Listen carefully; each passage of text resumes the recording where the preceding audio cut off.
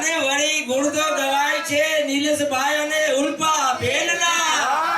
અરે રાંચીની ભેટમાં $601.25 ની ભેટ મળે છે. એમને રાજજી પર સદા થાય રે રાજજી ચોગારા. એના ધંધામાં બરકત થાય રે રાજજી ચોગારા. એને $1 મિલિયન નું હાઉસ અપાવે રે રાજજી ચોગારા.